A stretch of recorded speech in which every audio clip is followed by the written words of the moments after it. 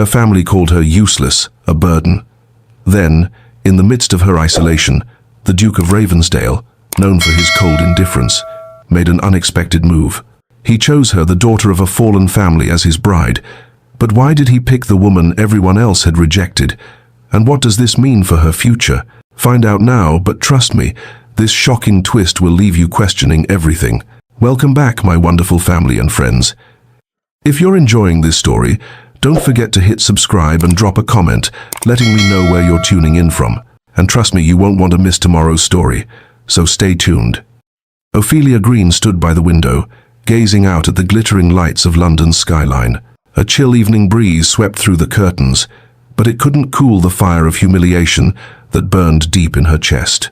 The world outside was full of promise and laughter, but within the confines of her family's modest home, it felt as though she were imprisoned by the weight of her own worthlessness. Ophelia was the daughter of a once prominent family, now reduced to the lowest rung of society's ladder.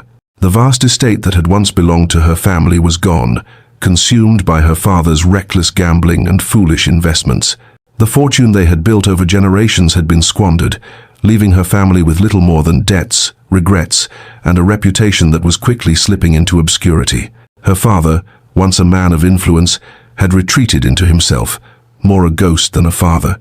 He lived far away in a small, crumbling parish, his own dignity lost along with their wealth.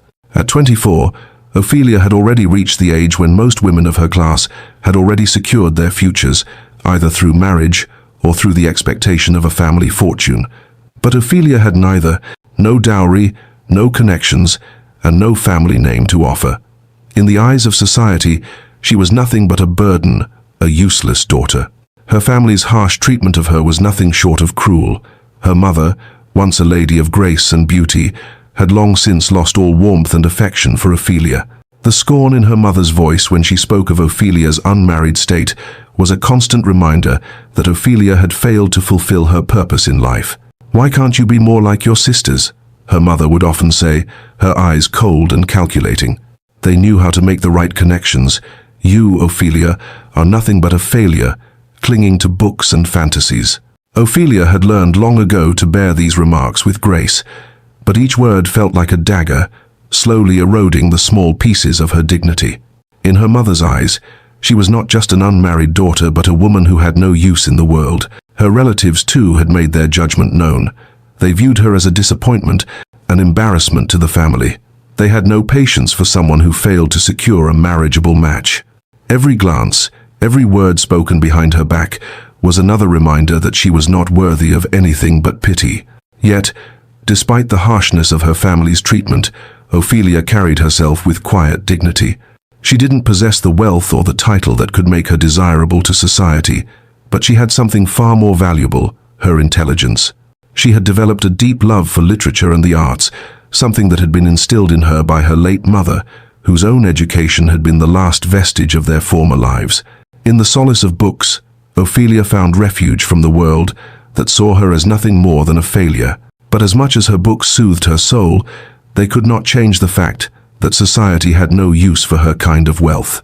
One evening, as the latest ball of the season approached, Ophelia was preparing herself for another night of isolation. Lady Greystone had kindly invited her to the charity event, though Ophelia suspected it was a mere act of charity on Lady Greystone's part. She had no illusions about her status among the upper crust of society. She knew exactly what would happen. She would stand in the corner, a wallflower, unnoticed by most, ridiculed by a few, and forgotten by the end of the night. She stood before the mirror, adjusting the simple gown made from her late mother's old dress. The fabric was faded and worn, but Ophelia had worked hard to refashion it into something more suitable for the occasion. It was a small act of rebellion against the life that had been thrust upon her. She would dress with dignity, even if she had nothing else to offer. As she looked at her reflection, she saw the face of a woman who had long ago accepted that her future would never be as bright as she had once imagined. Her features were too refined for someone so thoroughly dismissed by society. Her dark hair was pulled back in an elegant knot, but her eyes, large and soft, betrayed the sadness she carried inside. The world had no place for a woman like her. The ball was being held at Lady Asprey's residence, an imposing mansion in the heart of Mayfair. The gilded chandeliers, marble floors, and echoing laughter that filled the halls were a sharp contrast to Ophelia's quiet existence. She could already hear the orchestra playing in the distance, their music rising and falling in gentle waves as guests arrived. But Ophelia, standing on the fringes of the gathering, would be little more than a spectator. When Ophelia arrived at the ball, she was greeted with the expected politeness, though she could feel the disapproval in the air, thick as smoke. Lady Greystone, ever the gracious hostess, smiled warmly, but Ophelia could tell that her kindness was a mere formality. As she moved through the grand ballroom, she became painfully aware of the whispers around her. "She's come again," Lady Pembroke whispered to her circle of admirers, her voice carrying just loud enough for Ophelia to hear. "The poor thing, trying to make her way in this world without a dowry. What can she possibly offer?" Ophelia's heart sank, but she forced herself to keep her chin lifted, to appear dignified even as every inch of her burned with humiliation. She had heard these cruel remarks before, and though they still stung, she had learned to endure them. It was, after all, the only thing she could do. As the night wore on, Ophelia found herself standing in the corner of the ballroom, clutching her fan tightly, trying to remain invisible. She had no interest in the music, the dances, or the endless chatter of society. She had learned that the less attention she drew to herself, the better. But it was then, as the light flickered across the room, that she felt it an intense gaze upon her. She turned slightly, catching the eyes of a man standing across the room, his figure tall and imposing. He was watching her with a look that seemed to pierce through the crowd, and for a moment it felt as though the world had stilled. Alexander Fitzhugh, the Duke of Ravensdale, was a man who rarely participated in the frivolities of high society. He stood apart as always, observing the guests with an air of indifference. Wealth radiated from him like a tangible presence, his attire immaculate, his dark eyes unreadable. But there was something about him, something that made Ophelia's heart beat a little faster, though she could not explain why. The Duke of Ravensdale had always been a figure of mystery to her, a solitary man, rarely seen in public, and when he was usually surrounded by whispers of his coldness and aloofness. But tonight, his gaze was fixed on her, and for a brief moment, she wondered if he saw through the layers of her disguise, if he could see the woman who had been cast aside by everyone, even her own family. Before she could turn away, the Duke began to move toward her. The music seemed to quiet in her ears, the voices of the crowd fading into a distant hum. Ophelia's heart raced, and she felt the weight of 1,000 eyes upon her. Was he truly coming toward her? The Duke approached, and for a moment, Ophelia was certain he would pass her by. But instead, he stopped just in front of her, his gaze steady and unwavering. "Miss Green," he said, his voice low but clear, "may I have the honor of this dance?" The invitation was simple, but its impact was anything but. Society watched in stunned silence as the Duke of Ravensdale, the most sought-after bachelor in London, asked a woman without a dowry to dance a woman whom society deemed useless. Ophelia, her heart pounding in her chest, looked up at him. For a brief moment, she considered refusing. But something in his eyes, something that spoke of genuine interest, rather than pity, compelled her to nod, her hand trembling slightly as she placed it in his. And in that moment, Ophelia Green knew that her life was about to change forever. The orchestra's strains filled the air as Ophelia Green stood by the edge of the ballroom, trying her best to remain unnoticed. The laughter of the fashionable elite echoed around her, a sound that felt alien and distant to her ears. She had never been part of this world, the world of wealth, beauty, and social status, and tonight she knew that nothing would change. She was merely an observer, a shadow in the grand halls of Lady Asprey's estate. Ophelia's thoughts drifted back to the night's earlier moments. She had entered the ballroom with the utmost grace, wearing her late mother's gown, but no amount of refinement could hide the poverty that clung to her. She had quickly retreated to the corner, where she hoped to escape the judging eyes of the aristocracy. After all, she knew her place in this world unwanted, unimportant, and, as her family constantly reminded her, useless. The night wore on, but nothing changed. Women with towering coiffures, elaborate gowns, and glistening jewels passed by her, wrapped in their own conversations. The men, for the most part, glanced past her as if she were nothing more than a piece of furniture. There were no whispers of admiration for Ophelia, no flirtatious glances, just the cold, indifferent air of exclusion. Yet, there was something different about tonight. Ophelia could feel it in the way people moved around her, in the way the room seemed to hum with a quiet energy. She wasn't sure why, but for the first time in a long while, she didn't feel entirely invisible. Perhaps it was the way the grand chandeliers caught the light, or maybe it was the fact that she was standing here, within the very heart of this world she had never belonged to. Whatever it was, it made her stomach twist in ways she didn't quite understand. Her reverie was broken by the sound of approaching footsteps. Ophelia turned her head, surprised to find herself looking directly into the cold, dark eyes of Alexander Fitzhugh, the Duke of Ravensdale. His tall figure moved through the crowd with an elegance and quiet authority that seemed to part the sea of people before him. He was everything Ophelia had always believed men of his station to be: distant, aloof, and indifferent to the struggles of those outside his world. But tonight, his gaze was fixed upon her, and it felt different than the usual dismissive glances she received from other men. His eyes held something: curiosity, perhaps, or perhaps a deeper understanding that Ophelia couldn't quite place. She instinctively straightened, her fingers gripping the edges of her fan as she tried to steady her pulse. She was no stranger to the Duke's reputation. He was known as a solitary figure, rarely seen at these kinds of events unless duty demanded it. He did not seek the company of women for anything beyond social obligations. Yet here he was, approaching her, and for a moment, Ophelia wondered if he had mistaken her for someone else. To her shock, the Duke stopped directly in front of her, his gaze unwavering. "Miss Green," he said, his voice low and measured, "may I have the honor of this dance?" Ophelia's breath caught in her throat, her heart leaping in her chest. The Duke of Ravensdale, the wealthiest and most influential man in the room, was offering her a dance. It was a gesture so out of the ordinary that it left her momentarily speechless. Her mind raced with conflicting thoughts. Should she refuse? Should she accept? Surely this was a mistake, a social faux pas on his part. He must have been in the wrong place at the wrong time. But his gaze remained steady, his posture regal, as though his invitation was both sincere and unspokenly authoritative. I, Ophelia stammered, unsure of what to say. The Duke, ever composed, offered a faint smile. "It seems you've caught my interest, Miss Green. Please, do not make me regret asking." The invitation hung in the air, and before Ophelia could find a way to respond, the music shifted, the waltz beginning in earnest. Ophelia hesitated. Her mother's words echoed in her mind, reminding her that she was nothing more than a burden, a useless daughter. She had no fortune, no family connections. She had never been taught to dance with the grace of an aristocrat, but the Duke's eyes were warm with something else now, an invitation, not just to dance, but to be seen. And so, in that moment, despite every ounce of doubt and fear that gnawed at her, Ophelia placed her hand in his. The Duke's grip was firm but gentle as he led her to the center of the ballroom. The world seemed to fall away, and for a brief, fleeting moment, Ophelia felt as though she were floating. As they began to dance, her steps were tentative, uncertain, but his presence was steadying.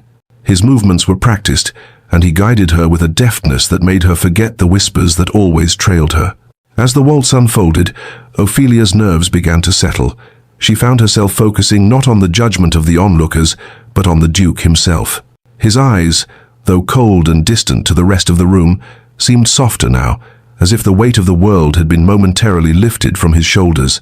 His demeanor was one of quiet strength, but there was an undeniable loneliness in his gaze. She wondered briefly what drove a man like him to isolate himself so completely from the world around him. Their conversation flowed as naturally as the dance itself.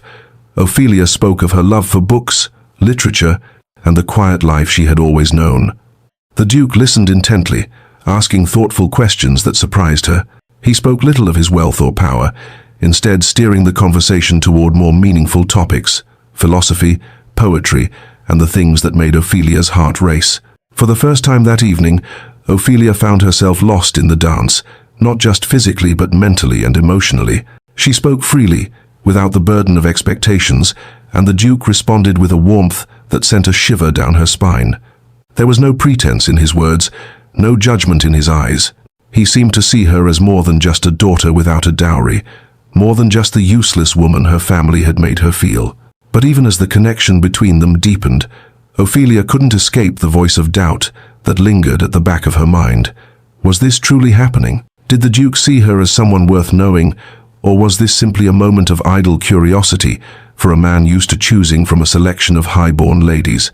The more she allowed herself to be swept away by the rhythm of the dance, the more she feared the truth of her own worth, or lack thereof. As the music came to an end, the Duke's hand lingered at her waist for a fraction longer than necessary. Ophelia's heart raced, and for a moment she found herself staring up at him, caught between the comfort of his presence and the fear that this was all just a fleeting moment in time. "You dance well," he said softly, his voice carrying an edge of something unspoken. Ophelia managed a small smile, trying to steady her breath. "I have not danced in years," she confessed, her cheeks flushed with a combination of embarrassment and something else, something she dared not name. "You hide your skill well," he replied, his eyes narrowing slightly, as though weighing her every word. "There's more to you than meets the eye, Miss Green." Ophelia's heart skipped a beat. His words, simple as they were, struck her deeply. It was the first time anyone had ever acknowledged her worth beyond the confines of her family's expectations. He had seen through the veil of her poverty, her lack of title, her absence of dowry. Before she could respond, a ripple of whispers swept through the ballroom. Ophelia's eyes flickered nervously toward the crowd. Her family's eyes were sharp with judgment, her relatives exchanging knowing glances.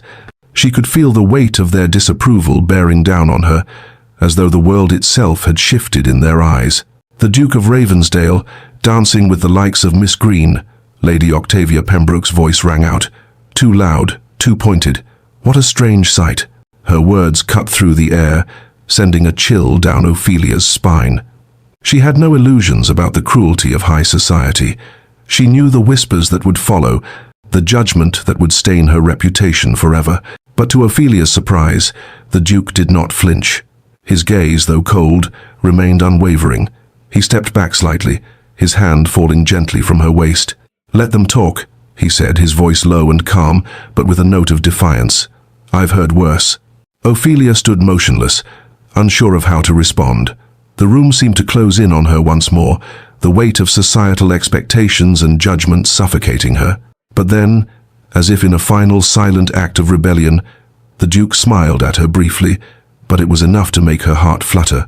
And in that moment, Ophelia knew that the whispers would not define her not anymore. The days following Ophelia's dance with the Duke of Ravensdale were a blur of whispers and furtive glances. At first, she had hoped that the rumors surrounding her would die down, that society's gossip would be but a passing wave, easily forgotten in the next whirlwind of scandal. But she had underestimated the cruelty of high society and the viciousness with which the powerful would attack those they deemed vulnerable. It began with a letter. Ophelia first heard of it through a quiet conversation between two women at the local market. The words, snippets of their hushed tones, drifted toward her, sharp as daggers. "Did you hear? She's been writing to the Duke, seducing him, no less," one woman whispered, her voice laced with mockery. "All that talk of literature and charm, but it's obvious what she's after. His wealth, his title." Ophelia's breath caught in her throat. She knew the rumors would spread, but she had not anticipated this, an accusation so vile, so deliberate in its cruelty. The letter, it seemed, had been written in Ophelia's own hand, an alleged confession of her scheming intentions to trap the Duke into marriage for his fortune. The letter was carefully crafted, so convincingly written that even the most skeptical among the ton would believe it. The elegant script, the flowery language, everything about it felt authentic, as though it could have easily come from Ophelia herself. But Ophelia knew the truth. She had never written such a thing. She had never, for a moment, considered manipulating the Duke for his wealth. The mere thought was abhorrent to her. But the evidence was damning. The letter spread quickly, finding its way into the hands of the most influential members of London society. It was circulated in whispers at tea parties, read aloud in drawing rooms, and dissected with malicious delight by those who were eager to tear her down. Ophelia, once invisible to most, was now the subject of every conversation. Her name, once associated with nothing more than polite indifference, was now synonymous with scandal. The next few days were a blur of increasing isolation.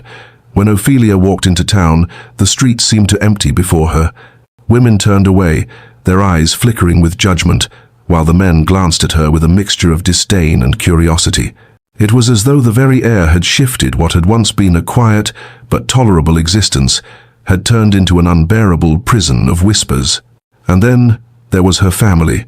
Her mother, ever the symbol of cold disapproval, was the first to express her disdain for Ophelia's perceived actions. She had once been the one to drill into Ophelia that her worth was tied to her ability to marry well, but now that she had failed even in this, her mother's disappointment seemed unbearable.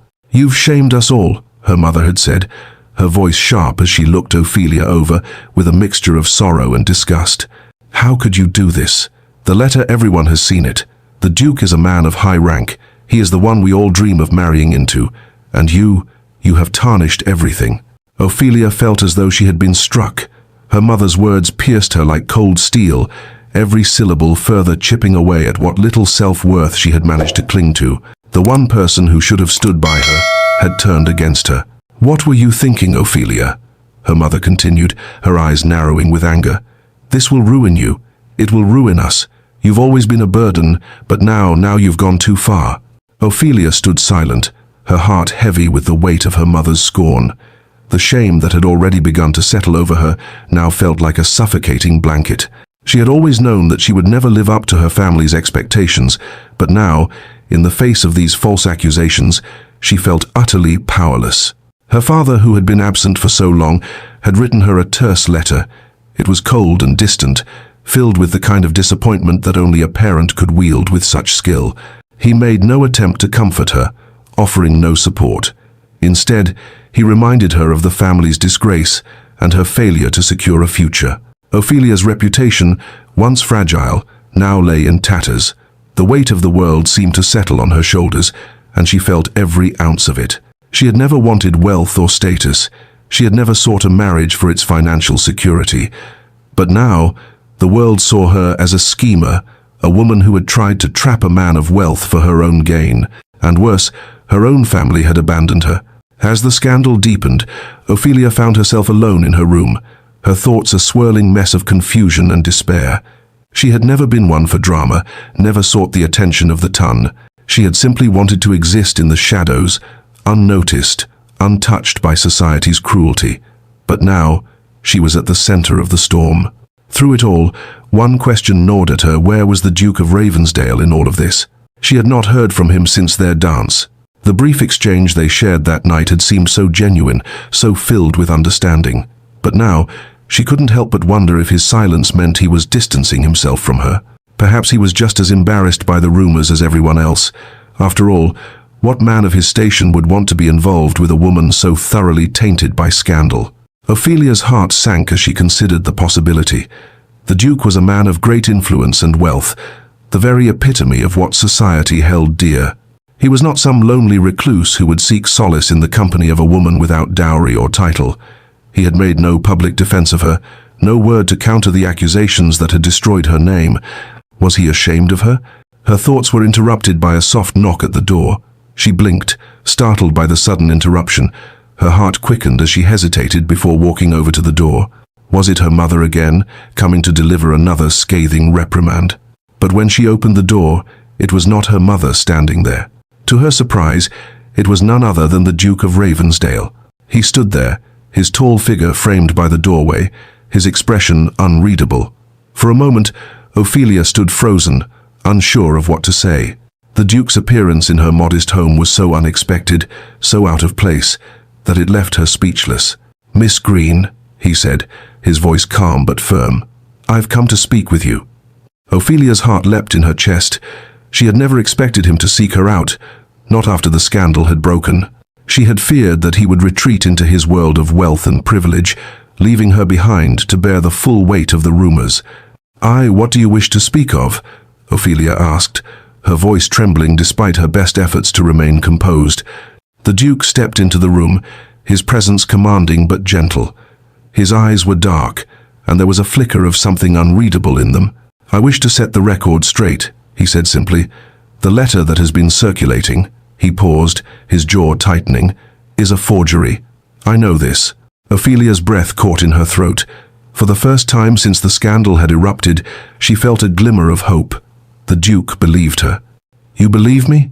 she asked, her voice barely a whisper. "I do," he replied, his gaze steady, "and I will not let these lies tarnish your reputation further." Ophelia's heart swelled with a mix of relief and confusion. He was standing in her home, offering her his support, but at what cost? She could feel the weight of society's gaze pressing down on him too. His reputation was just as fragile as hers, and by publicly defending her, he was risking his own standing. "But what of you?" she asked, her voice shaking. "The Ton will never forgive you. The scandal will follow you wherever you go." The Duke's expression softened, and he stepped closer to her, his voice low. "I care not for the opinion of those who would tear us down based on lies." Ophelia's breath caught in her throat as she met his gaze. In that moment, she realized that the Duke of Ravensdale was not simply offering her his defense, he was offering her something more. He was offering her a chance at something real. But even as his words gave her hope, Ophelia knew that the battle was far from over. The Duke had pledged his support, but the question still lingered: would it be enough to silence the whispers? Could their connection survive the scorn of society? And more pressing, could Ophelia truly let herself believe that someone like the Duke, a man of such stature, could see her for who she truly was, not a burden, not a disgrace, but someone worthy of love and respect? As the Duke stood before her, Ophelia could not help but feel a flicker of something deep within her heart, a hope that perhaps, despite all the lies, she was not as useless as her family had always claimed. The days following the scandal were a whirlwind of confusion and despair for Ophelia. She had heard the whispers, felt the weight of society's judgment, and even her own family's condemnation. But there had been one constant, one flicker of hope amidst the storm: Alexander Fitzhugh, the Duke of Ravensdale. Ophelia had never expected the Duke to take any action on her behalf. After all, he was a man of immense power and status, and she was just the daughter of a fallen clergyman with no wealth or connections to offer.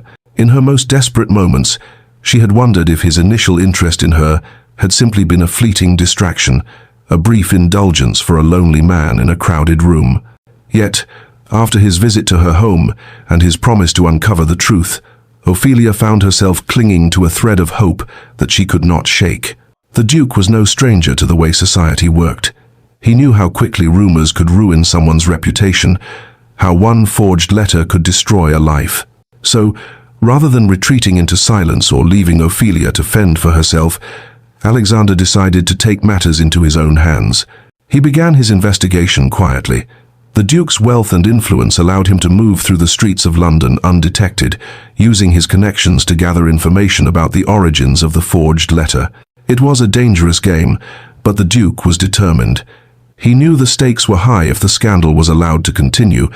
Ophelia's reputation would be destroyed beyond repair. Worse still, it could ruin her for good. The breakthrough came when Alexander's trusted steward, Mr. Rowe, uncovered a subtle but telling detail. The letter that had been circulated as Ophelia's confession had a watermark, one that was exclusive to a particular stationer in London. The same stationer who had supplied paper to none other than Lady Octavia Pembroke. A damning connection, to say the least. With this new information in hand, the Duke turned to the handwriting itself. It had been forged with remarkable skill, but there were certain flourishes, slightly irregular loops and strokes that made it unmistakably different from Ophelia's own writing. The subtle discrepancies spoke volumes to those who knew what to look for. The evidence pointed to one person with crystal clarity: Lady Octavia Pembroke, the malicious socialite who had made no secret of her disdain for Ophelia. It wasn't just the letter. Lady Octavia had been known to plot and scheme behind the scenes, always maneuvering for her daughter, Genevieve, to secure the Duke's favor. This was the most likely motive behind the forgery. Ophelia, a penniless woman with no dowry, was an obstacle to Genevieve's ambitions. With the evidence mounting, the Duke made his decision. Rather than silently acquiescing to the rumors, he would confront them head-on. He would expose the truth. He would defend Ophelia. The grand ball hosted by Lady Asprey was the venue chosen for the public confrontation. It was the perfect place where the highest echelons of society would gather, and where any scandal would ripple through the fabric of London's elite. The ball would be the stage on which the Duke of Ravensdale would unveil the truth, and Ophelia's fate would be decided in front of all of London's most important figures. Ophelia had no idea what to expect when she entered the ballroom that night.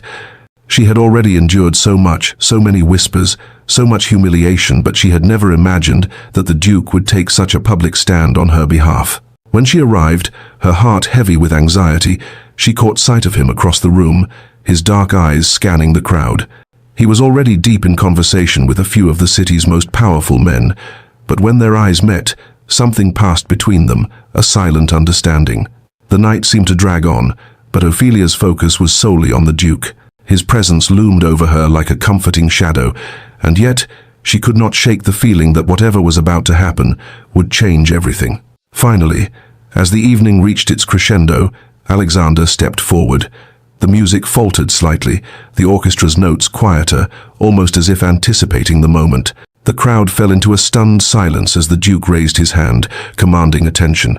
"Ladies and gentlemen," his voice rang out clearly across the room, "I must address the rumors that have been circulating regarding Miss Ophelia Green."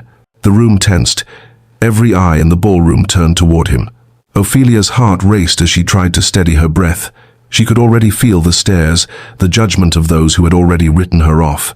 The whispers began again, louder now, but Alexander pressed on. "The letter that has been circulating, accusing Miss Green of pursuing me for my fortune, is a lie. It has been forged." His words struck like a hammer, shattering the tension that had gripped the room. Ophelia felt a rush of relief and disbelief flood through her. The truth was finally being revealed, but the weight of Alexander's words was only just beginning to sink in. The Duke, standing tall and resolute, had chosen to fight for her, to expose the injustice of the scandal. "I have conducted a thorough investigation," he continued, his voice unwavering. "The letter's watermark belongs to a stationer known to supply Lady Octavia Pembroke. The handwriting, as expert as it may have been, does not belong to Miss Green. It belongs to those who sought to tarnish her reputation for their own selfish purposes." There was a collective gasp from the crowd as the Duke laid out the evidence before them. He spoke calmly but with an undeniable conviction, making it clear that this was not a matter of hearsay or rumor, it was fact. He had the proof. "Lady Octavia Pembroke," he declared, turning to the woman in question, who had gone pale under the Duke's sharp gaze. "I believe you owe Miss Ophelia Green an apology. The malicious lies you have spread about her are not just damaging to her character, they are an affront to the very idea of decency." The tension in the room was palpable. Lady Octavia, though clearly shaken, straightened and opened her mouth to speak, but the Duke silenced her with a raised hand. "Enough," he said, his voice like steel. "The truth is out, and I will no longer allow such baseless rumors to stain the name of someone who is, by all accounts, a woman of integrity and honor." Ophelia, her heart still racing, could hardly believe what she was hearing. The Duke had not just defended her, he had exposed the truth in front of all of London's most influential figures. And, in doing so, he had turned the tables completely. He had shattered the false narrative that had so viciously been crafted around her. But as the ball erupted into a flurry of conversation, Ophelia could not shake the feeling of vulnerability that washed over her. Her heart swelled with gratitude for the Duke's actions, but she was torn. This public defense, this act of chivalry, would have consequences. The Duke was a man of immense stature, and his association with her, especially after such a public spectacle, would undoubtedly make his life more difficult. She could see the subtle glances from the assembly, the raised brows, the whispers of disbelief. How could a man of his power, wealth, and title stand by a woman like her, one without fortune, one without a dowry? Ophelia caught the Duke's eye again. His expression had softened, and there was something in the way he looked at her, something deeper than just the defense of her honor. But what did it mean? Did he truly care for her, or was this all an act of nobility, a gesture made out of some sense of duty to a woman in need? The doubts gnawed at her, and though the relief of having her name cleared washed over her, Ophelia felt an aching uncertainty linger in her chest. She had never been the kind of woman to seek attention, much less the attention of a man like the Duke. And now, as the Duke stood before her, his quiet strength and unwavering support clear for all to see, Ophelia was left to wonder, was this just a fleeting moment of gallantry, or was there something more? Her thoughts were interrupted by the Duke's approach. He stepped toward her, his expression softening as he reached out and took her hand in his. "Ophelia," he said quietly, his voice full of sincerity, "I meant what I said. This was not about my title or wealth. This is about you." Ophelia's heart skipped a beat as she looked up into his eyes, searching for any trace of falsehood. But in that moment, she saw only the truth. And in that moment, she realized that everything had changed. The days that followed the Duke's public defense of Ophelia were a blur of uncertainty and quiet wonder. Despite the initial wave of relief, the weight of the scandal still lingered in the air, pressing down on both Ophelia and the Duke. The whispers had not ceased. If anything, they had only grown louder. But amidst the noise, something genuine had begun to take root between them, a connection that neither could ignore. Ophelia, though still bearing the sting of public scrutiny, found herself increasingly drawn to the Duke. He had not just defended her honor, he had shown her a kindness that felt, for the first time in her life, utterly sincere. His actions had not been born of duty or pity, as she had feared, but of something deeper, something that could not be easily explained. The Duke of Ravensdale was a man of intelligence, of refinement, and as their meetings continued, Ophelia found herself enchanted by his depth of thought and his keen sense of curiosity. They began to meet regularly, in quiet corners of London's finest libraries or in private rooms at his estate, where they would discuss matters of literature, philosophy, and the ideas that shaped their world. What had begun as an accidental meeting at the ball had evolved into a friendship grounded in shared intellectual pursuits. At first, their conversations had been polite, measured, the kind of discussions one might expect between two people from different social spheres. But as the days passed, Ophelia began to notice the subtle shift in the dynamic between them. The Duke was no longer just a figure of distant authority. He had become a person, someone whose opinions Ophelia valued, whose insights made her think in ways she had never considered before. One afternoon, after a particularly engaging conversation about the works of Shakespeare, Ophelia found herself lingering at the door to the Duke's study. She hesitated before stepping inside, a small part of her afraid that by entering his world, she would somehow betray the fragile connection they had formed. But when the Duke turned from his desk and smiled at her, she felt an unexpected warmth flood her chest. "Miss Green," he said with a glimmer of amusement in his eyes, "I was beginning to think you had forgotten our agreement. You were to tell me your thoughts on Hamlet." Ophelia's heart fluttered in her chest at the sound of her name on his lips. It was the first time he had said it so casually, as if they were equals in this space, rather than the Duke and the penniless daughter of a clergyman. For a moment, the outside world, her family's judgment, the scandal that clung to her name faded into the background. "I haven't forgotten," she replied softly, moving toward the chair opposite his. "In fact, I've been considering the play quite a bit. Hamlet's indecision, it's a reflection of the world he finds himself in, and I think there's something tragic about it, something universal." The Duke's eyes sparkled with interest as she spoke, his posture leaning forward as though eager to hear more. "And what is it that you find tragic about him?" he asked. Ophelia's thoughts flowed freely, no longer constrained by self-doubt or the weight of society's expectations. She spoke of the way Hamlet's inaction mirrored the paralysis she often felt in her own life, the way his hesitations mirrored her own struggles with identity and purpose.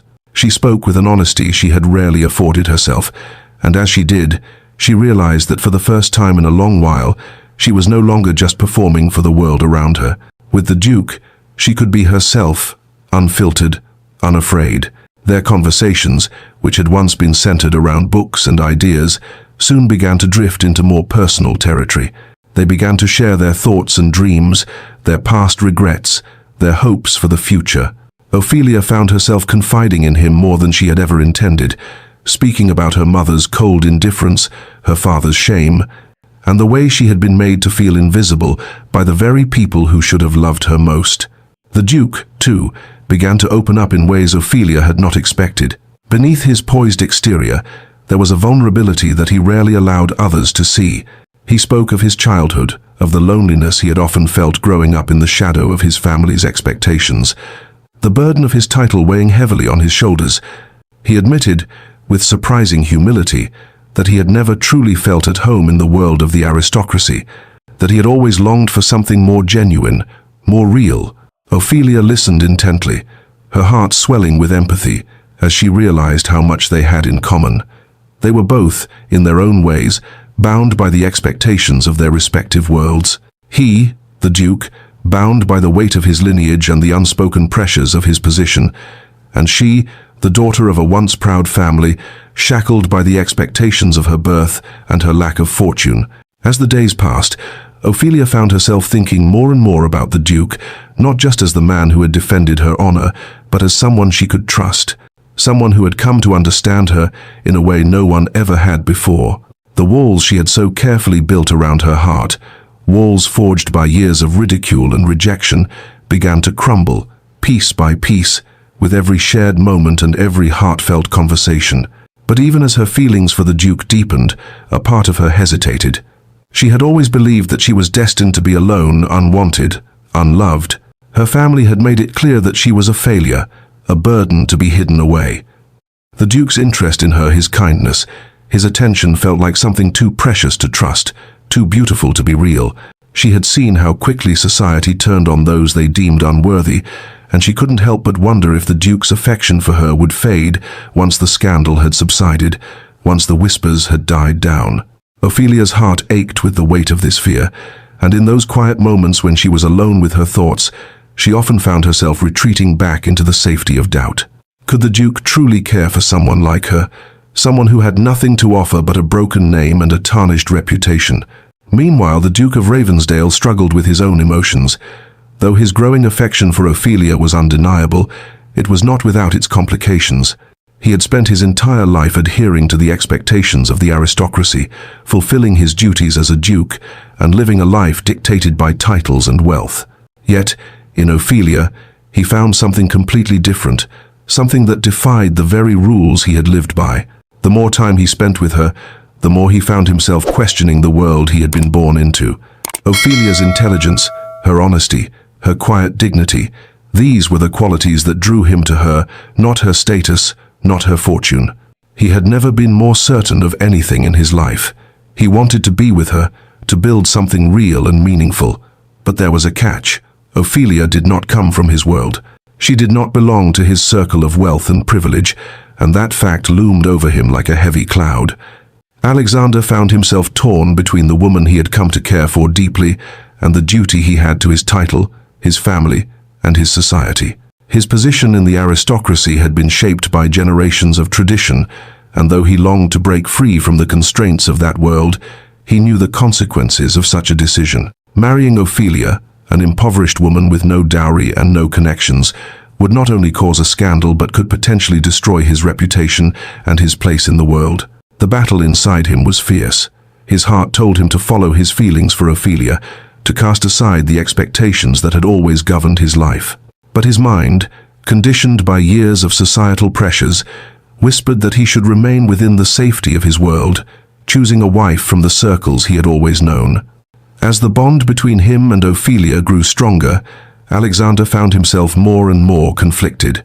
He cared for her deeply, perhaps more than he had ever cared for anyone, but could he truly risk everything for a woman who, in the eyes of society, was considered nothing more than a social pariah? Ophelia, for her part, continued to battle her own demons, unsure of whether the Duke's affection was real or simply born of a desire to right the wrongs of the scandal. But as their connection deepened, she began to realize that the Duke, too, was struggling caught between the love he had found and the world he had been born into. The journey ahead, though filled with uncertainty and doubt, would ultimately force both of them to confront not only their fears, but the very world that had shaped them. Would their growing bond be strong enough to overcome the barriers that society had built between them, or would they be torn apart by the weight of expectation and convention?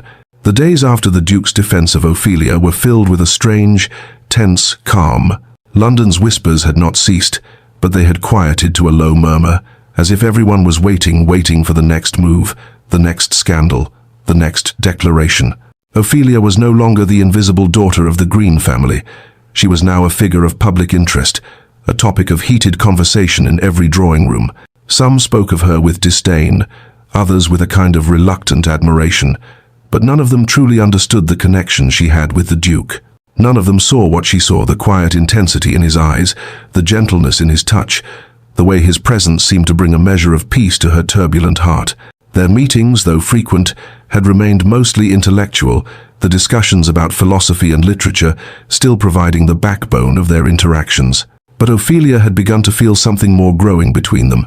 The chemistry, once subtle and unspoken, was now undeniable. It was one afternoon, as the sun began to dip below the horizon, casting a golden glow across the library at Ravensdale House, that Alexander Fitzhugh, Duke of Ravensdale, decided to make his intentions known. Ophelia was seated by the window, her attention divided between the book in her lap and the view of the sprawling estate beyond. She had been lost in her thoughts when she heard the door creak open behind her. She turned, her heart skipping a beat when she saw the Duke standing in the doorway, his expression more serious than she had ever seen it. "Miss Green," he began, his voice low and steady, "there is something I must speak with you about." Ophelia's breath caught in her throat. The formal tone, the way he had used her full name, it was unlike any conversation they had ever had before. She placed the book aside and stood up, her hands slightly trembling. "Of course, Your Grace," she replied, her voice betraying the anxiety that had suddenly settled in her chest. Alexander stepped forward, his eyes meeting hers with an intensity that made Ophelia's heart race. He didn't speak immediately. Instead, he paused, as though searching for the right words. For a long moment, the two of them simply stood there, the weight of unspoken emotions hanging in the air between them. Ophelia could feel the gravity of the moment, the stillness of it. Her mind raced, wondering what he was about to say. "I have spent much time thinking," the Duke said finally, his voice steady but tinged with an emotion Ophelia had not expected.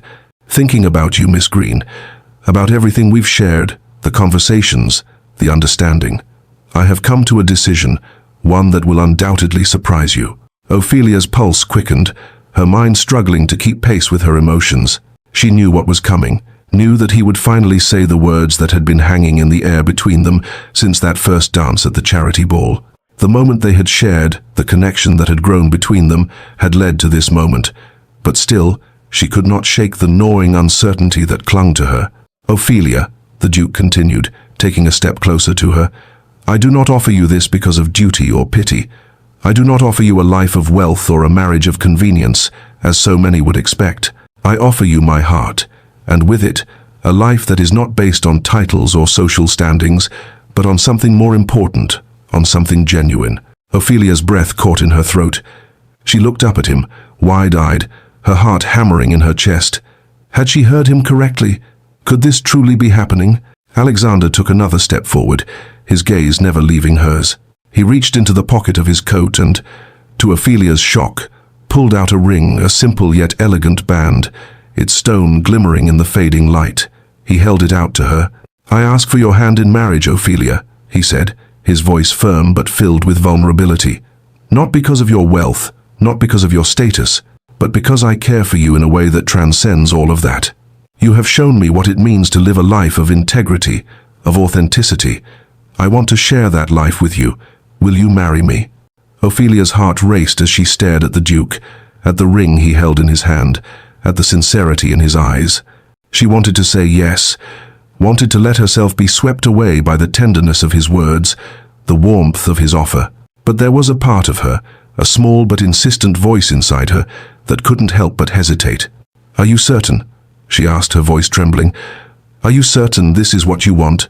To marry a woman like me?" Her words hung in the air, and for a moment, Alexander said nothing. He stepped closer, closing the space between them, and placed a gentle hand on her cheek. "I am more certain of this than I have ever been of anything in my life," he replied softly. "I do not care what society thinks, Ophelia. I care only for what is real between us. I want to build a life with you, not as a duke and his bride, but as two people who have found something worth fighting for." Ophelia felt a rush of emotion overwhelm her, but doubt lingered in her heart. She wanted to believe him. She wanted to believe that the Duke of Ravensdale, the most eligible bachelor in England, could truly love someone like her, someone without wealth, without status, someone whose reputation had been tarnished by scandal. "I don't understand," Ophelia whispered, the vulnerability in her voice clear. "You've offered me your heart, but what of your reputation? What of the Duke of Ravensdale? What will society say?" Alexander's expression softened as he cupped her face in his hands. "Let them say what they will," he said, his tone unwavering.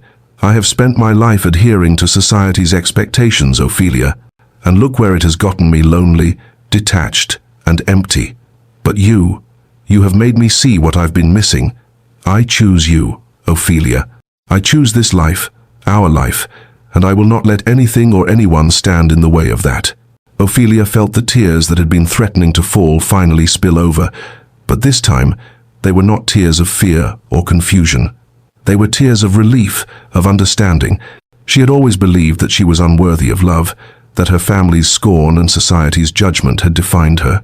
But in that moment, standing before the Duke of Ravensdale, Ophelia realized something that had eluded her for so long. She was worthy. She was worthy of love, of connection, and of a future that didn't depend on the opinions of others. "Yes," she whispered, her voice thick with emotion. "Yes, I will marry you." The Duke's face broke into a smile, and he gently slid the ring onto her finger, his touch warm and tender. The world around them seemed to fade, and for a brief moment it was just the two of them, no whispers, no judgment, no expectations. But as Ophelia looked down at the ring on her finger, reality began to set in. This proposal, this life with the Duke, would come at a cost. They would both face the scorn of society, the ridicule of the ton. Her family would never approve, and London's elite would never understand. Ophelia's heart fluttered with both excitement and fear. She had always known that her life would be defined by the world's judgment. But now, standing with the Duke, she realized that she didn't have to accept that fate. She had a choice that would change everything. The whispers had already begun, but this time, Ophelia no longer feared them. She had found something far more powerful than society's approval. She had found love, and that was worth more than any title or wealth. But the road ahead would not be easy. Society would never let them forget their difference in station, and her family's disdain would follow them wherever they went. Yet, as she looked up at the Duke, Ophelia knew that they could face whatever came their way, as long as they had each other. And for the first time in her life, Ophelia believed in the future, one built not on society's expectations, but on the love they had found in each other.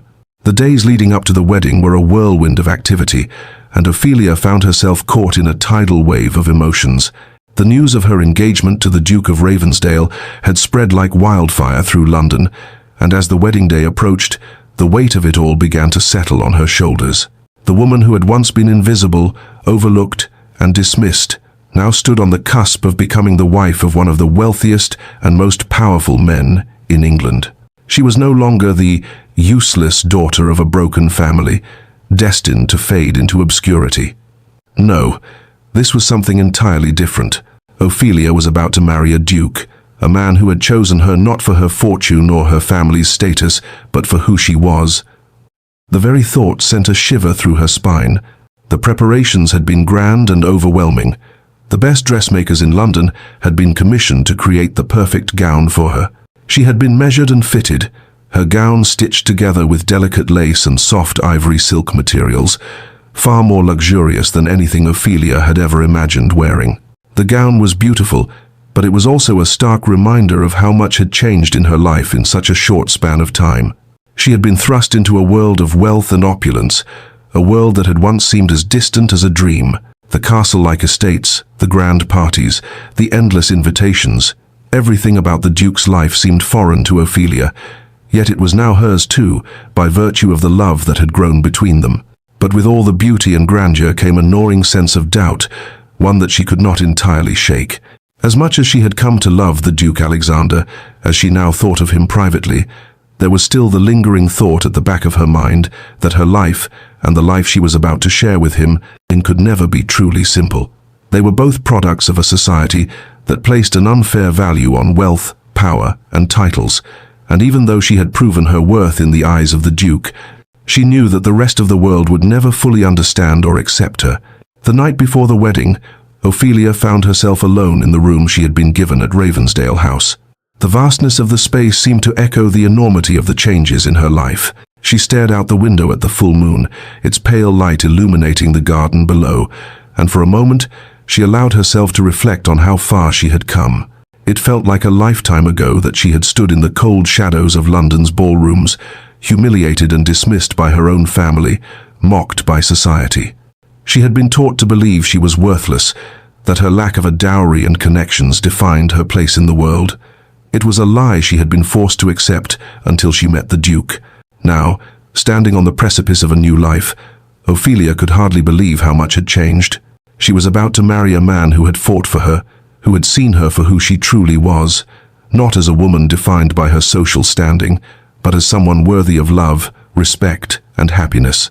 She thought back to the moments they had shared, the first dance at Lady Asprey's ball, the quiet conversations in the library, the way Alexander had opened himself to her in ways no one else had ever dared. He had chosen her, not for any reason other than that he had seen something in her that no one else had ever seen. He had given her the one thing she had longed for, the chance to be loved for who she was, not for what she could provide or what she had been born into. Ophelia's chest tightened with emotion.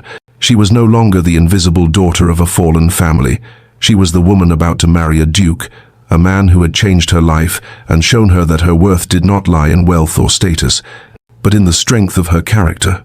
As the evening wore on, Ophelia made her way to her small sitting room, a place she had taken refuge in over the past few days.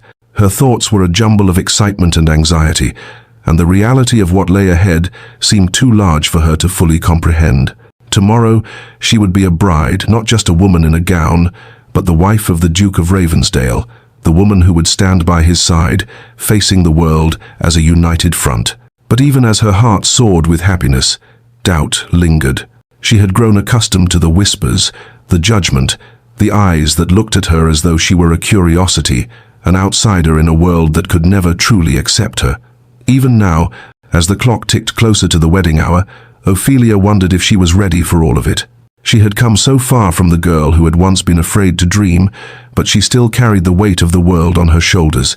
Could she truly belong to this world of wealth and titles, of aristocratic expectations? Could she be the wife of a man like Alexander? And if so, would she ever truly feel like she was enough? The next morning arrived with a brilliance Ophelia had never known. The sunlight poured through the windows, bathing the room in a soft, golden light. The house bustled with activity maids preparing her, the scent of fresh flowers filling the air, and a palpable sense of anticipation. Ophelia's heart raced as she was dressed in the gown that had been created for her, her mother's heirloom lace carefully arranged at the neckline. The fabric felt heavy, as though it was a tangible representation of the weight of what was about to happen. She stood before the mirror, her reflection staring back at her, still unsure of what she saw. The woman in the mirror was beautiful, yes, but she was also unfamiliar. This wasn't the Ophelia who had spent years in the shadows of society's expectations, nor the one who had walked into Lady Asprey's ballroom with her heart in her throat. This was a woman who was about to become part of something larger, something she could not yet fully grasp. Ophelia took a deep breath and closed her eyes, pushing aside the fear that lingered in the corners of her mind. This was her moment. This was her life. She was no longer the girl who had been taught to believe she was nothing. She had become the woman who had defied society, who had been chosen, loved, and cherished by a man who had seen her for who she truly was. When she reached the church, the grand stone edifice seemed to close in on her, its towering spires reaching for the sky, as though trying to hold her in its embrace.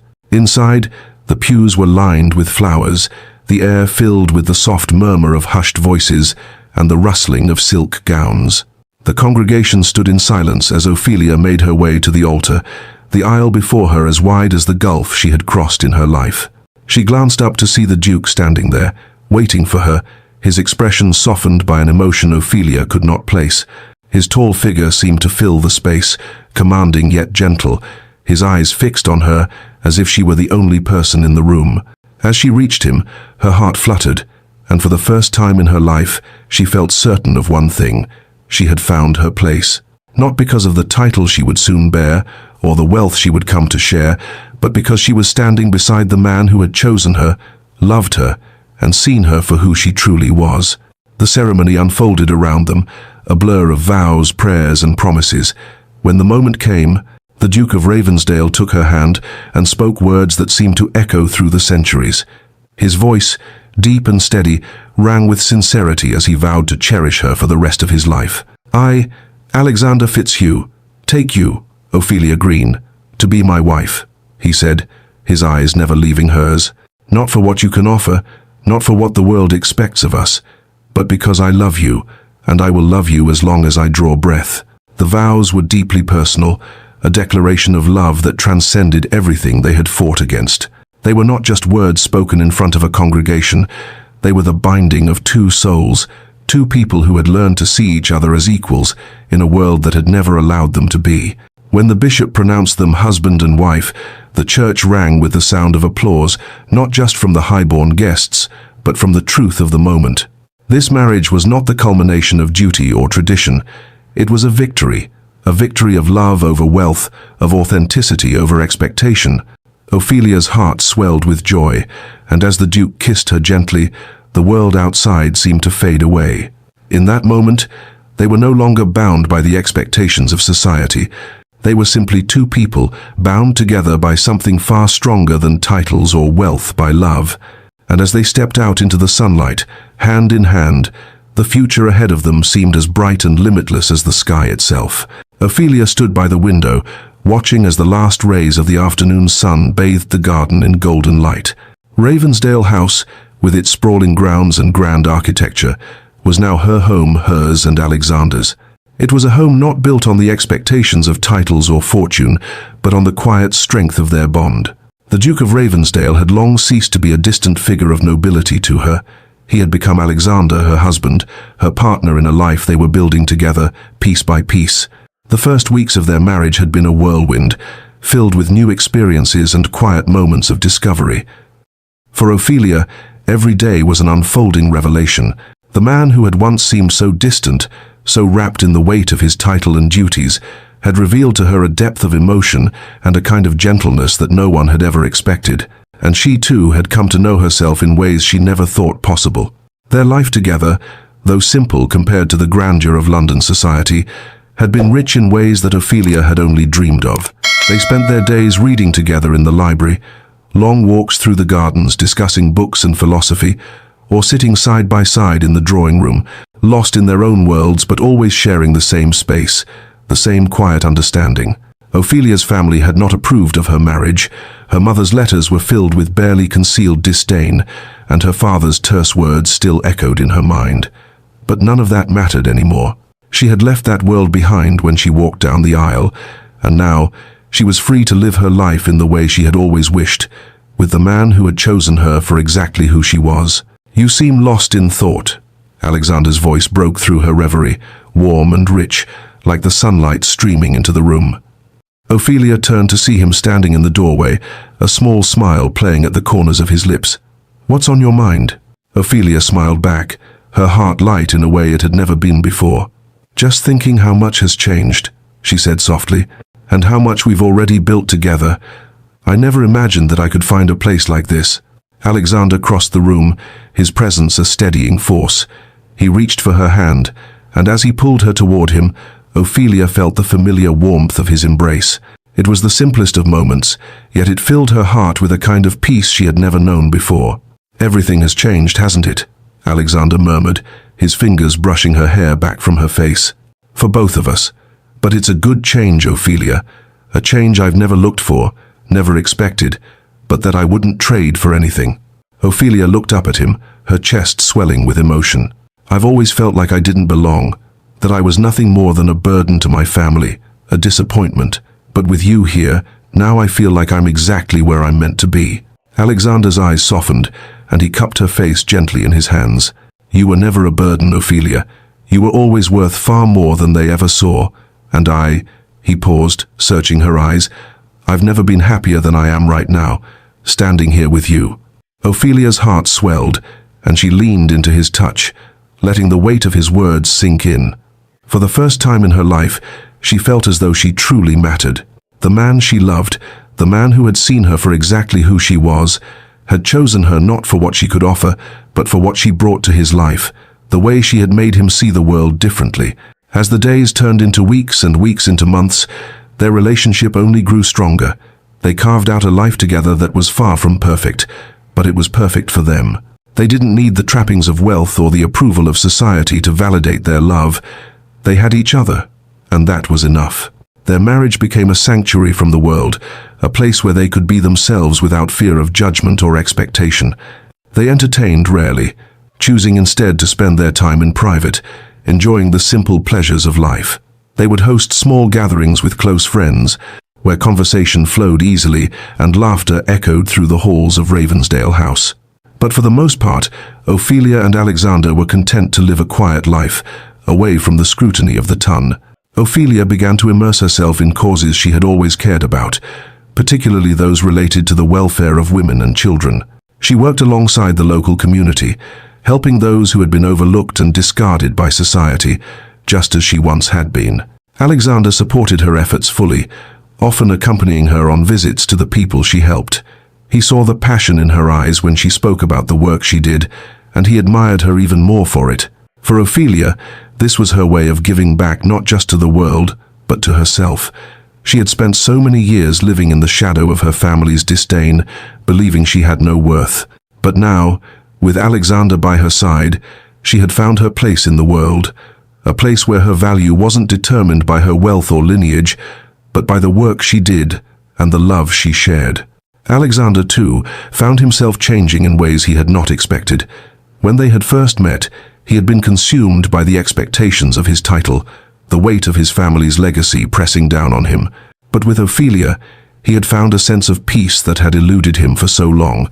She had shown him a different way of living, one that didn't depend on the approval of others, but on the authenticity of their connection. The two of them, despite their differences in background, had become a team. They supported each other's dreams, they challenged each other to grow, and they found joy in the quiet moments they shared. Their love, built on respect and mutual admiration, was a foundation strong enough to withstand whatever life threw their way.